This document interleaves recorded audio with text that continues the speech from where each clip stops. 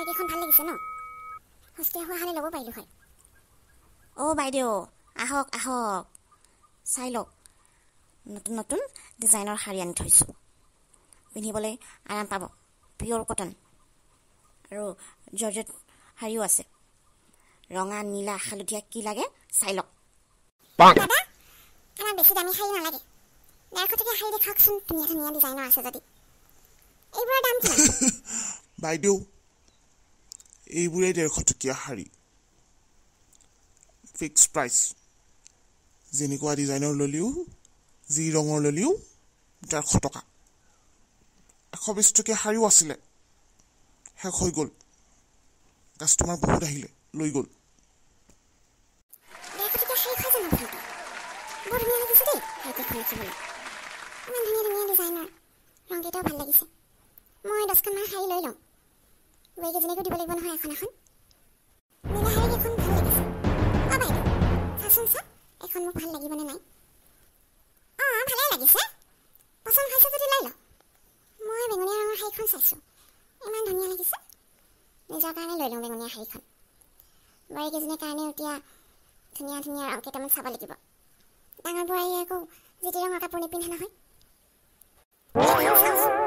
সেউজীয়াত হালধীয়া ফুল আছে ভালেই লাগিছে নিজৰ কাৰণে লৈ লওঁ এনেকুৱা ৰঙৰ কাপোৰবোৰহে ভাল পায় ডাঙৰ বোৱাৰীৰ কাৰণে ৰঙা ৰঙৰ শাৰীখন লওঁ তাই ভাল পাব ইমান ভোক লাগিছে মোৰ খাই লওঁ দেই ভাত খাইছিলোঁ যদিও পেট নভৰিল এতিয়া এইখিনি খাই লওঁ আকৌ যদি পেট নভৰে তেতিয়া মই চাওমিন বনাই খাম বাইদেউ আপুনি ধেৰ কিবা কিবি বনাই ল'লে দেখোন খাবলৈ এইবোৰ নিজৰ কাৰণে বনাইছেনে মইতো নিজৰ কাৰণেহে বনাই লৈছোঁ তোমাৰ ভোক লাগিছে নেকি বনাই খোৱা নিজে নিজে মই যে নিজৰ ভাগৰ খোৱা বস্তু কাকো নিদিওঁ দেই বেয়া চেয়া নাপাবা নিজৰা ইমান ভোক লাগিছে অথনিৰে পৰা খাবলৈ পোৱা নাই এতিয়া তাকে খাওঁ বুলি ভাবিছোঁ টেষ্টিকৈ বস্তুবোৰ বনাই লৈছোঁ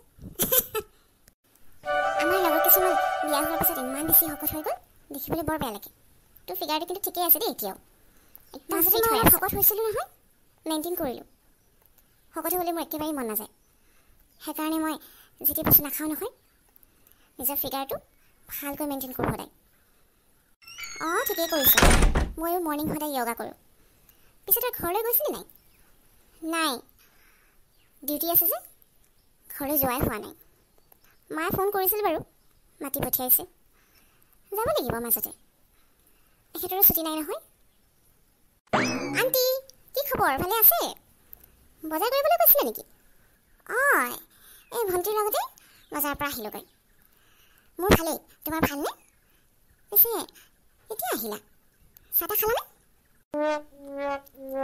আণ্টি চাহ খালোঁ আপুনি পূজাৰ লগতে আমাৰ ঘৰলৈ যাবচোন হয় নেকি মায়ে আপোনাৰ কথা কৈয়ে যাম বাৰু কোনোবা এদিনা তুমি তোমাৰ মাক লৈ আহিবা আকৌ ইয়ালৈ বহুত দিন অহাই নাই নহয় তেখেত হ'ব দিয়া তোমালোকে কথা পাতা দেই ভণ্টি তাই কোনোবা এখন শাৰী ল'ম বুলি কৈছিলি চাই লচোন মই বেঙুনীয়া শাৰীখনহে ল'ম আৰু বোৱাৰীকেইজনীক সুধি চাওঁ কোনে কোনখন লয় নিজৰ পচন্দমতে লৈ ল'ব আৰু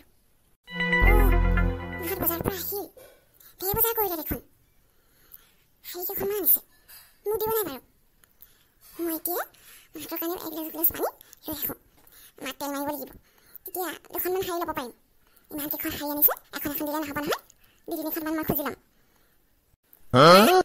মাহী আহিলে এয়া লওক মই আপোনালোকৰ কাৰণে চাৰ্বত বনাই লৈ আহিছোঁ গৰমত খাই দিয়ক ভাল লাগিব তেতিয়া কি বজাৰ কৰিলে এনেকৈ একো অনা নাই নহয় 150 টকা শাৰীকেইখনমান পালোঁ লৈ আহিলোঁ ইমান ধুনীয়া লাগিছে নহয় দিয়াচোন দিয়া চাৰ্বত খাবলৈ ভালেই পাওঁ মই বনাবলৈ ক'ম বুলি ভাবিছিলোঁ তোমাক সেই নহয় নিজৰ তোমাৰ যিখন শাৰী পচন্দ হয় সেইখন চাই লোৱা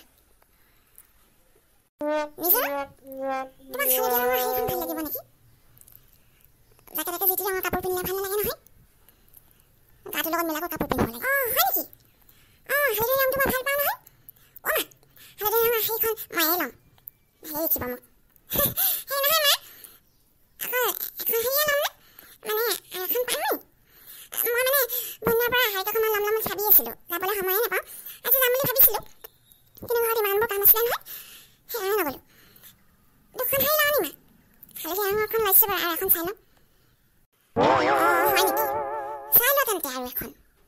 কিন্তু এই গোলপীয়াখন মই ডাঙৰ বোৱাৰীৰ কাৰণে আনিছোঁ দেই, সেইখন নল'বা। আৰু এই ৰঙাখন পৰীৰ কাৰণে আনিছোঁ। সিহঁতে আকৌ যিটো ৰঙৰ কাপোৰ নিপিন্ধে নহয়, পচন্দমতে দিব লাগিব, নহ'লে আকৌ বেয়া পাব। বাকী কেইখনৰ ভিতৰত তুমি চাই লোৱাচোন বাৰু কোনখন ভাল লাগিব তোমাক।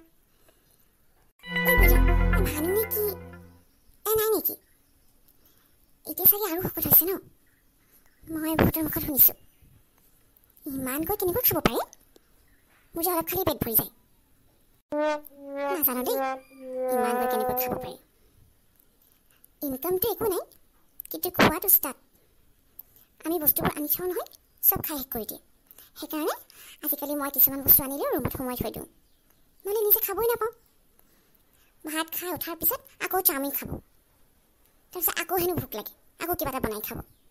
অনবৰতে কিটচেনত সোমায়ে থাকে। মোৰ যে দেখি দেখি অশান্তি লাগে, সেইকাৰণে মই ৰুমতেই সোমাই থাকোঁ। বহুত খং।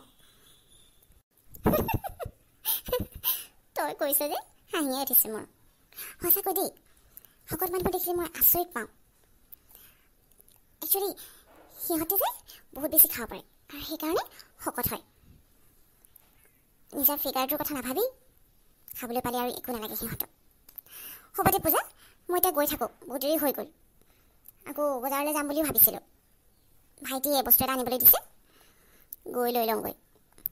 তই যাবি দেই আমাৰ ঘৰলৈ, মাক লৈ যাবি। ৰশ্মি গ'লেই নেকি?